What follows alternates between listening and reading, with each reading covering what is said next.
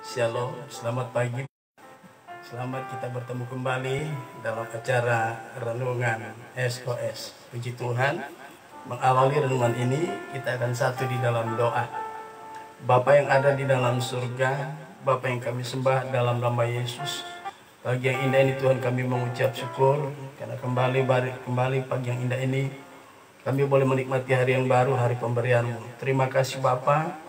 Mengawali seluruh aktivitas kami di sepanjang hari ini, kami siap untuk mendengarkan kebenaran firman-Mu. Terima kasih Bapa, terima kasih Tuhan.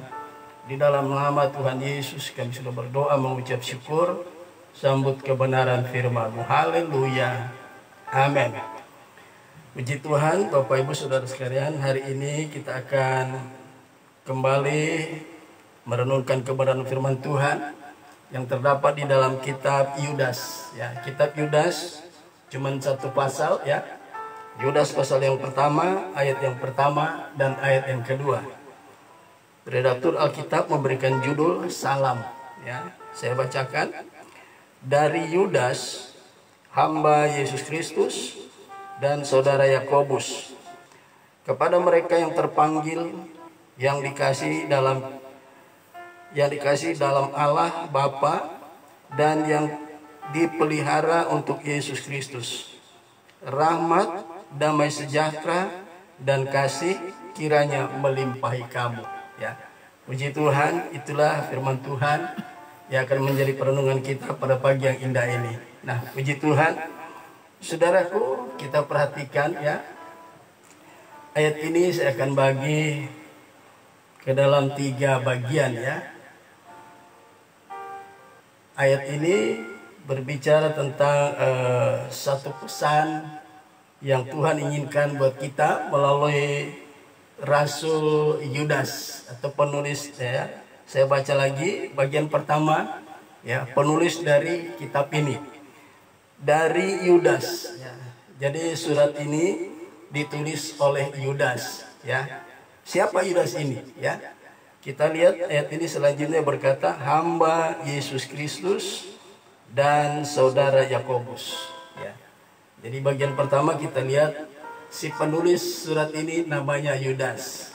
Ya, sudah jelas ya. Yudas, arti nama daripada Yudas yaitu bersyukur. Ya. Jadi orang percaya walaupun namanya bukan Yudas, tetapi bersyukur itu merupakan harus menjadi salah satu karakter ya dari orang percaya. Orang percaya harus selalu bersyukur dalam menghadapi segala hal ya. Nah, Yudas di sini dihubungkan dengan Yesus, dia hanya sebagai hambanya Yesus. Tetapi kalau dihubungkan dengan Yakobus, ternyata Yudas dan Yakobus ini adalah saudara ya, mereka bersaudara ya. Itu yang kita harus tahu ya. Jadi Yudas adalah si penulis surat ini. Ya, hubungannya dengan Yesus hanya sebagai seorang hamba, tapi kalau dengan Yakobus hubungannya adalah sebagai seorang saudara.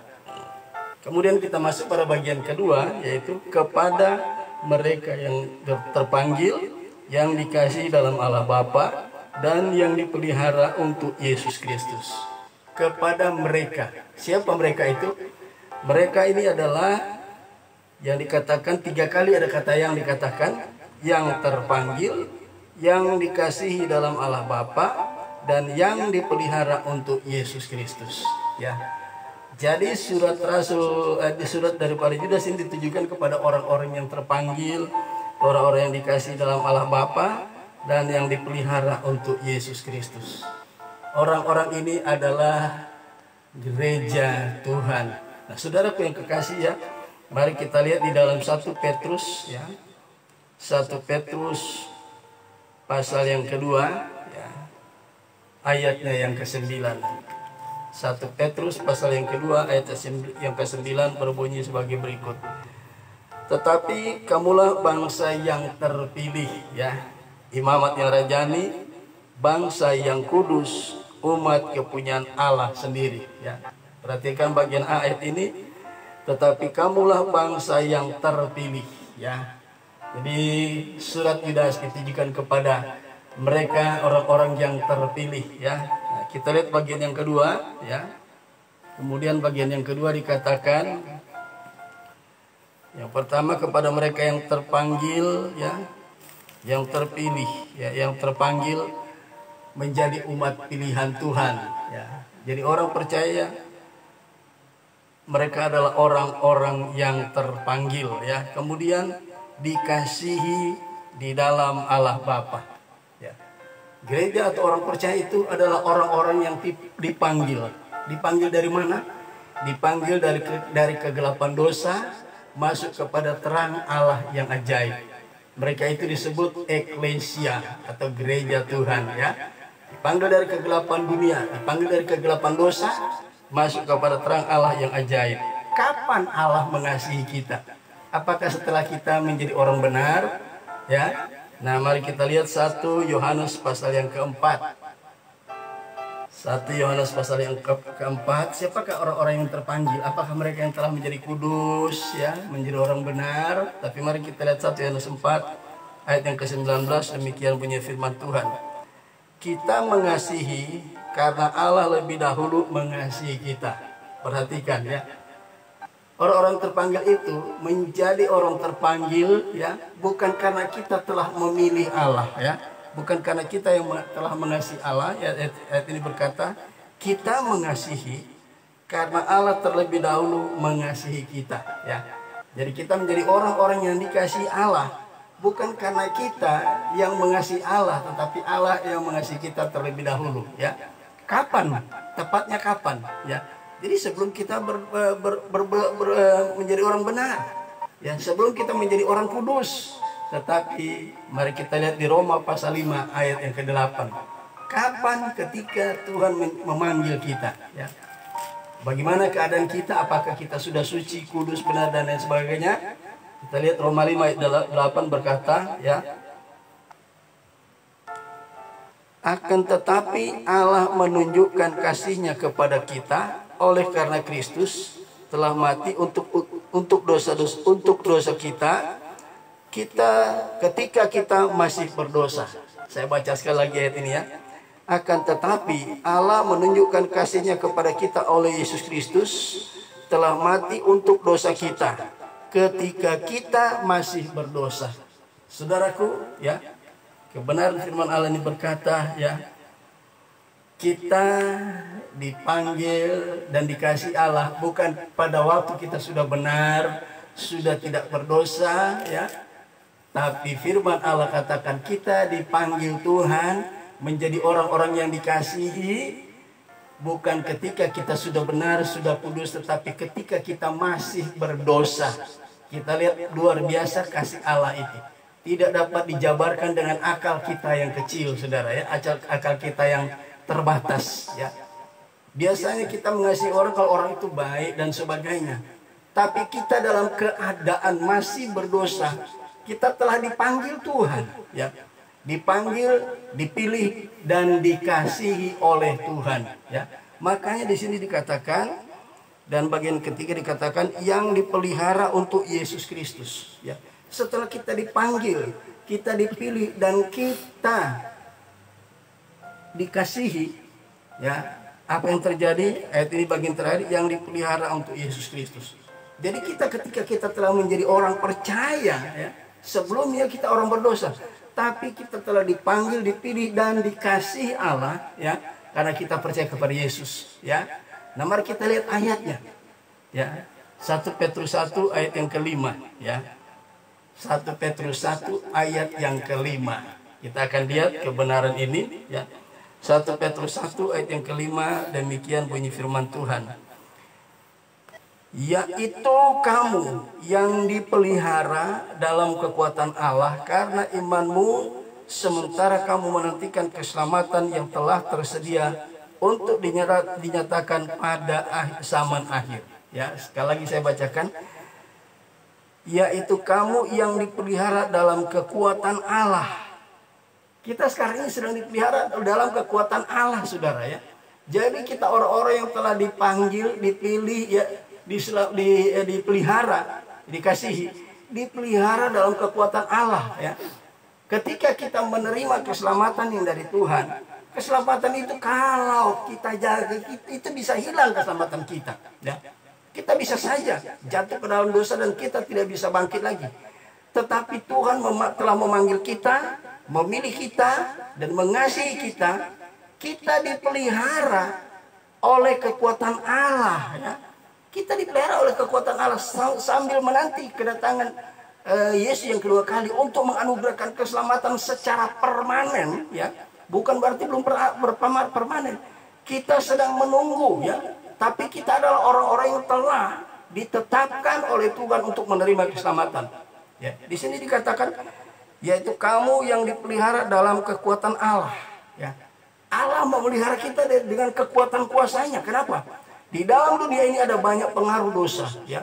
Dan dosa selalu itu dipakai oleh iblis untuk membuat kita jatuh lagi ke dalam dosa, sehingga kita bisa kehilangan keselamatan. Tapi kalau Allah yang maha kuasa, ya, memelihara kita dengan kekuatannya di dalam dunia ini, tidak ada satu makhluk pun yang membuat keselamatan kita itu bisa gagal. Ya. Keselamatan itu permanen ketika kita percaya Dia melindungi kita, saudara. Ya. Jangankan kita, Adam satu-satunya orang yang pertama diciptakan Allah bisa jatuh ke dalam dosa. Apalagi kita sekarang. Makanya kita perlu, ya, kita harus yakin di dalam hati kita, Allah yang menganugerahkan keselamatan itu, Dia pelihara kita dengan kekuatannya, saudara. Kenapa? Tuhan tahu iblis itu sampai saat ini mencari siapa yang dapat ditelannya, ya. 1 Petrus 5 ayat yang ke-8 kalau saya tidak salah, ya. Mari kita akan lihat. Jadi Allah memelihara kita dengan kekuatan kuasanya supaya iblis tidak mampu, ya, memangsa kita, saudara, ya. 1 Petrus 5 maksud saya ayat yang ke-8, ya, di sini dikatakan, sadarlah dan berjaga-jagalah, lawan musuh iblis berjalan keliling sama seperti singa yang mengaum-ngaum dan mencari orang yang dapat ditelannya. Kita lihat, kalau kita tidak dipelihara dalam kekuatan Allah yang maha kuasa, kekuatan Allah yang dahsyat, kita pasti menjadi mangsanya iblis. Itu sebabnya kenapa tadi dikatakan, ya, dikatakan kita dipelihara dalam kekuatan Allah.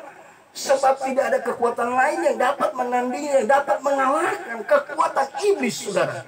Adam satu-satunya orang pertama yang belum mengenal dosa dan lain sebagainya, mampu dikalahkan iblis dengan tipu muslihatnya melalui Hawa, ya.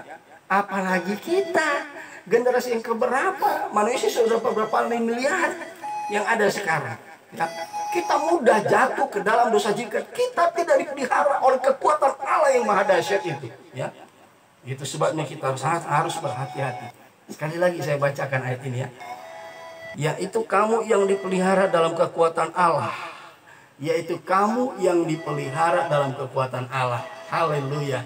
Nah, kita masuk sekarang pada bagian selanjutnya, yaitu, ya, pertama tadi surat ini berkata dari Yudas, ya. Kemudian dikatakan ditujukan kepada mereka yang terpanggil, yang dikasih dalam Allah Bapa dan yang dipelihara untuk Yesus Kristus. Jadi Bapa di sorga memelihara kita dengan kekuatan kuasanya karena kita percaya kepada Yesus. Tidak ada kuasa dan kekuatan lain yang dapat menjamah kita, karena kita dilindungi, dipelihara oleh kekuatan kuasa Allah yang dahsyat luar biasa. Kemudian bagian yang ketiga, ayat yang kedua, rahmat, damai sejahtera dan kasih kiranya melimpahi kamu. Inilah judul dari renungan kita hari ini. Orang percaya harus limpah, mengalami kelimpahan, ya. Itu sebabnya judul renungan ini saya berikan judul adalah orang percaya harus mengalami. Kata harus itu harga mati, ya. Harus mengalami kelimpahan. Kelimpahan dalam hal apa, saudara? Ya. Pertama ayat 2 ini berkata rahmat. Apa yang dimaksud dengan rahmat di sini, ya? Kita orang percaya harus mengalami kelimpahan dalam rahmat, ya. Lihat ayat itu 2 Tesalonika pasal 3 ayat yang kedua bagian B. Demikian bunyi firman Allah. Sebab bukan semua orang beroleh iman. Perhatikan, sebab bukan semua orang beroleh iman. Jadi iman itu adalah kasih karunia yang diberikan Allah kepada kita, orang-orang yang percaya kepada Yesus. Jadi bukan semua orang beroleh iman, saudara, ya. Jadi kalau dikatakan kita harus ya limpah, ya, mengalami kelimpahan kasih karunia. Yaitu yang pertama, orang percaya itu harus bertumbuh di dalam iman. Ya, orang percaya harus mengalami pertumbuhan dalam iman, saudara. Ya, kalau kita tidak mengalami pertumbuhan dalam iman, ini bahaya. Ya, iman itu harus bertumbuh terus menjadi dewasa, dari bayi rohani, ya, kanak-kanak rohani, dan menuju sampai kedewasaan penuh, kedewasaan iman. Ya, orang percaya harus mengalami kelimpahan di dalam iman. Iman harus bertumbuh supaya kita dapat mengenal Tuhan kita dengan baik dan benar. Ya, yang kedua dikatakan, ya, jadi pertama adalah rahmat. Ya, orang percaya harus mengalami kelimpahan dalam hal kasih karunia. Ya, kemudian dikatakan yang kedua adalah damai sejahtera. Kalau dalam teks asli dikatakan eirene, ya, damai sejahtera. Apa itu damai sejahtera? Nah, mari kita lihat damai sejahtera yang dimaksud di sini adalah, kita lihat Yohanes 14 ayat 27, ya. Apa yang Yesus katakan dengan damai sejahtera, ya. Kita akan lihat hal ini. Jadi orang percaya harus mengalami kelimpahan kasih karunia, baru kelimpahan damai sejahtera, ya. Saat Yohanes pasal 14 ayat yang ke-27, demikian bunyi firman Tuhan. Damai sejahtera ku tinggalkan bagimu, damai sejahteraku ku berikan kepadamu. Dan apa yang ku berikan tidak seperti yang diberikan oleh dunia kepadamu. Janganlah gelisah dan gentar hatimu. Kita lihat damai sejahtera di sini adalah, ya, Yesus katakan damai sejahteraku ku berikan kepadamu, damai sejahteraku ku tinggalkan kepadamu. Ya, perhatikan ayat ini, Yohanes 14 ayat 27. Yesus memberikan definisi tentang damai sejahtera. Pertama, damai sejahtera ku tinggalkan bagimu, damai sejahtera ku berikan kepadamu. Dan apa yang kuberikan tidak seperti yang diberikan oleh dunia kepadamu. Ya, apa yang dimaksud dengan damai sejahtera di sini, ya? Bagian ayat ini berkata, janganlah gelisah dan gentar hatimu. Ya, orang yang memiliki damai sejahtera di dalam hidup mereka, hatinya itu tidak memiliki rasa takut, ya. Jangan gelisah dan gentar hatimu. Orang yang memiliki damai sejahtera Allah, dia tidak memiliki kegelisahan dalam hatinya, ya. Kegentaran dalam hatinya tidak ada, saudara, ya. Tidak ada. Jadi artinya orang yang memiliki damai sejahtera itu mereka memiliki ketenangan dalam hati mereka, ya. Orang yang memiliki damai sejahtera yang daripada Tuhan itu tidak memiliki kegelisahan dan kegentaran. Artinya apa? Ya, orang itu memiliki ketenangan. Ya, misalnya keadaan seperti sekarang ini, COVID, untung sekarang COVID agak mereda, ya. Tapi pada awal-awal COVID itu luar biasa, ya. Dia merajalela di seluruh permukaan bumi, ya. Tidak sedikit orang yang mati, seringkali sehari bisa 10-20 orang yang mati gara-gara COVID, ya. Atau dan lain sebagainya, ada masalah apapun itu tidak akan menggoncangkan hati kita, tidak akan mempengaruhi hati kita, ya. Di dalam hati yang ada damai sejahtera Kristus, kegentaran dan kegelisahan itu tidak ada dalam hati orang itu, ya. Mari kita buka di dalam Filipi pasal yang ke-4 ayat yang ke-7, ya. Kita lihat Filipi pasal yang ke-4 ayat yang ke-7. Kita akan lihat kalau damai sejahtera Allah ada dalam hidup kita. Di situ dikatakan damai sejahtera Allah itu jika ada dalam kehidupan kita. Di sini Filipi 4 ayat yang ke-7 berkata, damai sejahtera Allah yang melampaui segala akal, ya, akan memelihara hati dan pikiranmu dalam Kristus Yesus, ya. Jadi damai sejahtera Allah itu akan memelihara hati kita dan pikiran kita, supaya, ya, kita tidak akan terpengaruh, kita tidak akan terkontaminasi dengan keadaan luar, ya.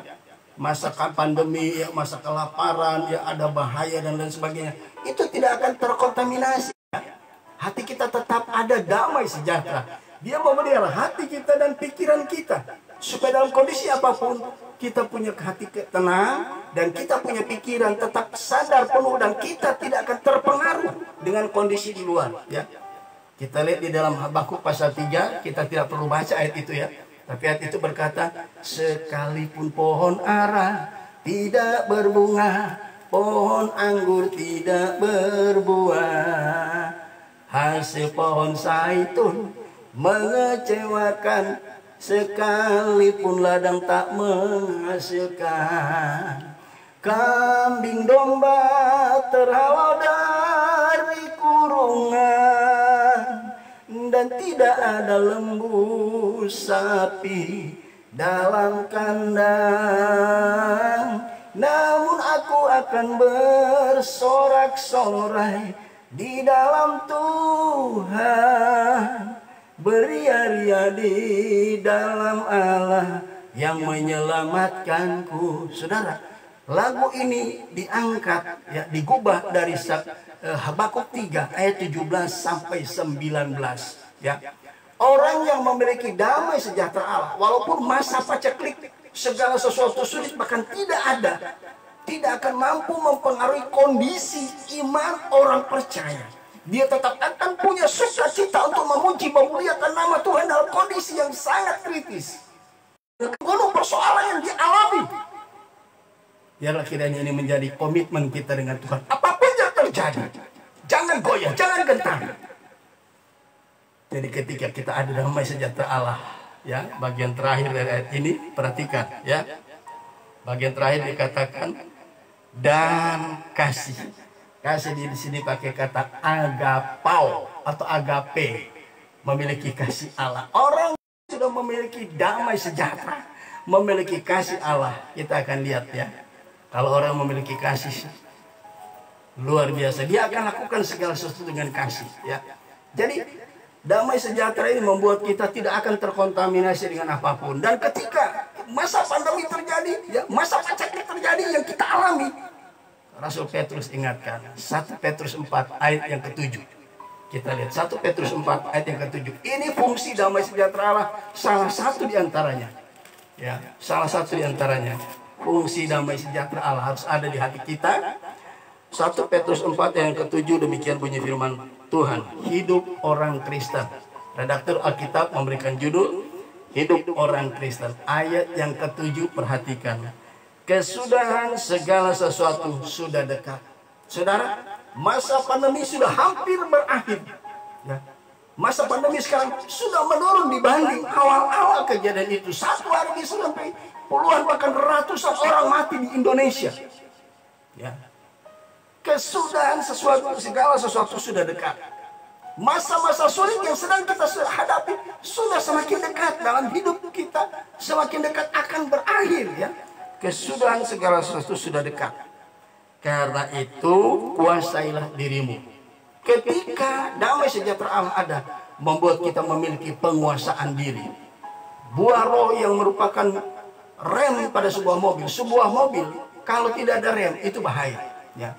Kita mudah tergelincir, mudah saling tabrakan karena ada rem mobil itu. Begitu juga karena itu hendaklah kamu menguasai diri. Penguasaan diri ada dalam hidup kita kalau damai sejahtera Allah, ya, ada dalam hidup kita. Dia pelihara hati dan pikiran kita. Kemudian selanjutnya itu berkata 1 Petrus 4 ayat ke-7, ya, saya akan bacakan terus. Bagian pertama, kesudahan segala sesuatu sudah dekat. Bagian kedua, karena itu kuasailah dirimu. Ya, yang ketiga, dan jadilah tenang, ya. Orang percaya ada damai sejahtera Allah tidak memiliki kegelisahan dan kegentaran di hati mereka. Mereka memiliki ketenangan, ya. Mengapa damai sejahtera itu harus ada? Supaya kita memiliki ketenangan, ya. Kalau kita memiliki ketenangan, apa yang terjadi? Melihat kondisi yang terjadi di depan kita, kita akan, karena kita memiliki ketenangan, ayat ini berkata bagian akhir, supaya kamu dapat berdoa. Saudaraku yang kekasih, ya. Betapa dahsyatnya yang namanya damai sejahtera Allah itu, ya. Supaya kamu dapat berdoa. Kita berdoa, saudara, ya. Walaupun kondisi yang ada di negara kita, entah sakit penyakit yang kita alami di luar masa paceklik, di luar masa pandemi, Tapi ingat, kalau kita memiliki keterangan, kita pasti mampu berdoa. Sebab Roma 8 ayat 26 berkata, Roh Kudus akan menolong kita, membantu kita di dalam kelemahan kita, sehingga kita tidak tahu lagi bagaimana kita mau berdoa. Roh Kudus yang menolong kita, ya, berdoa kepada Allah. Ya, saudara yang kekasih, bagian akhir ayat ini berkata, dan kasih. Jadi orang percaya harus memiliki kasih Allah, ya. Mengapa? Kita lihat ayat yang terakhir, bagian akhir dikatakan dan kasih. Jadi orang percaya harus mengalami kelimpahan dalam hal kasih karunia, mengalami kelimpahan dalam hal damai sejahtera Allah, dan mengalami kelimpahan dalam hal kasih Allah. Alasannya 1 Korintus 16 ayat yang ke-14, ya. Segala sesuatu yang kita lakukan harus didasarkan 1 Korintus 16 ayat 14. Ya, kita lihat 1 Korintus 16 ayat yang ke-14. Mengapa kita harus memiliki kasih Allah? Ini penting, ya. 1 Korintus 16 ayat yang ke-14 berbunyi sebagai berikut. Lakukanlah segala pekerjaanmu dalam kasih. Saudaraku, mengapa harus ada kasih Allah? Supaya apapun yang kita lakukan, Tuhan mau lakukanlah berdasarkan kasih. Di Asia kecil ada 7 jemaat, ya, dari jemaat Efesus sampai jemaat Laodikea, ya, ada 7 jemaat. Jemaat yang paling aktif, ya, jemaat yang menjadi mercusuar gereja yang ada di Asia kecil. Wahyu pasal 2, demikian bunyi firman Tuhan. Tuliskanlah kepada malaikat jemaat di Efesus. Inilah firman dari Dia yang memegang ke-7 bintang itu di tangan kanannya dan berjalan di antara ke-7 kaki dian emas itu.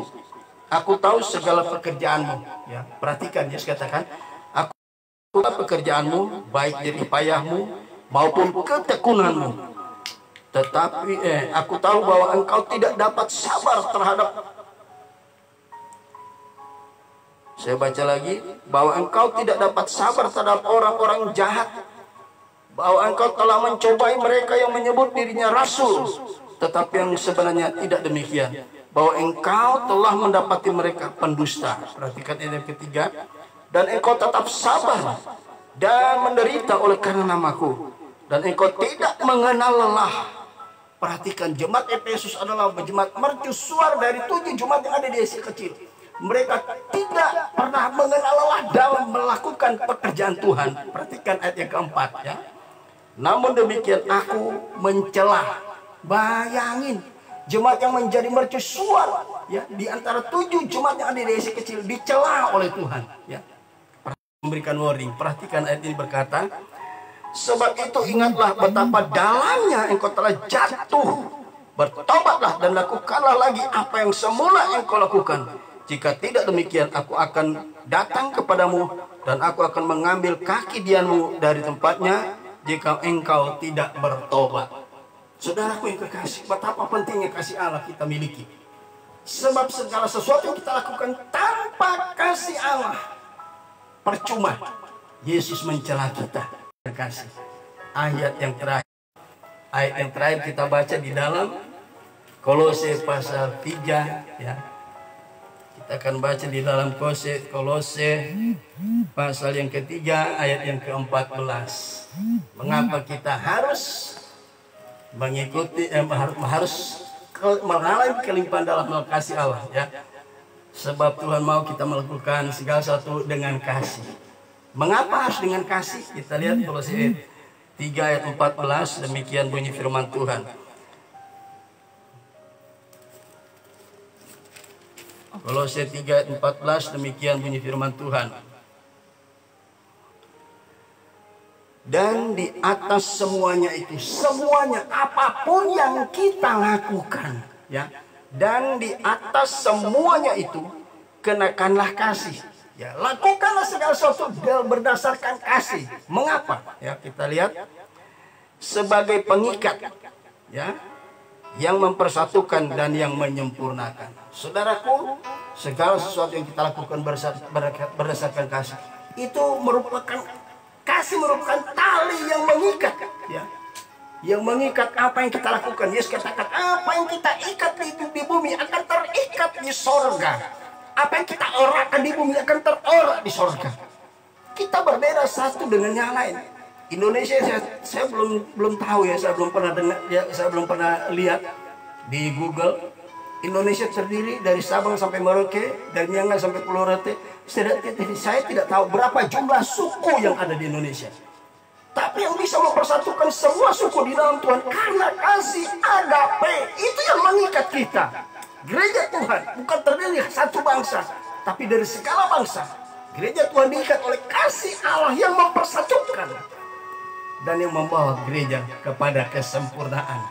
Segala sesuatu yang kita lakukan dengan kasih itu akan mengikat tali persaudaraan kita di dalam Tuhan. Yang kedua dikatakan tadi mempersatukan yang berbeda, ya, etnis yang ada di negara kita. Dan itulah juga yang akan menuju kepada kesempurnaan gereja. Yesus berdoa kepada Bapa di sorga dalam Yohanes 17 ayat 21. Ya Bapa, satukanlah mereka sebagaimana kita satu adanya. Kita berbeda etnis, kita berbeda denominasi, tapi kita satu organisme di dalam satu organisme, satu tubuh di dalam Tuhan. Makanya kita harus mengaplikasikan kasih untuk mempersatukan dan menyempurnakan apapun yang kita lakukan. Puji Tuhan, pagi yang indah ini renungan kita sudah selesai. Orang percaya harus mengalami kelimpahan kasih karunia, mengalami kelimpahan damai sejahtera, dan mengalami kelimpahan kasih Allah. Puji Tuhan. Sebelum saya berdoa, kita dengarkan satu pujian bagi Tuhan. Haleluya.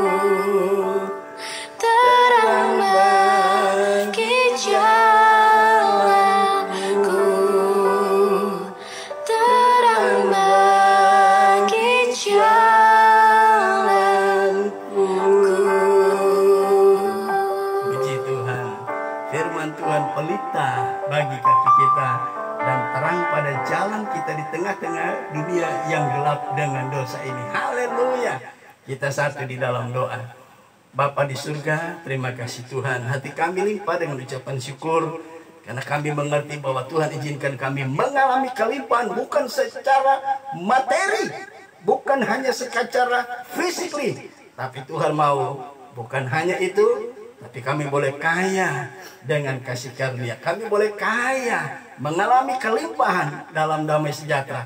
Kami juga harus mengalami kelimpahan dalam kasih Allah, sehingga kami tidak akan terpengaruh, tidak akan digoncangkan oleh kondisi keadaan dunia, keadaan yang ada di luar kami, sehingga kami boleh selalu menjadi yang berkenan di hadapan-Mu. Terima kasih Tuhan. Mari Roh Kudus meteraikan kebenaran firman-Mu dan juga Engkau menolong kami mengaplikasikan kebenaran firman-Mu dalam kehidupan kami hari lepas hari. Terima kasih Bapak. Dalam nama Yesus kami sudah berdoa dan mengucap syukur kepadamu. Haleluya. Amin. Puji Tuhan. Sampai di sini pertemuan kita hari ini. Kita akan bertemu kembali besok hari. Tuhan Yesus memberkati. Haleluya. Shalom.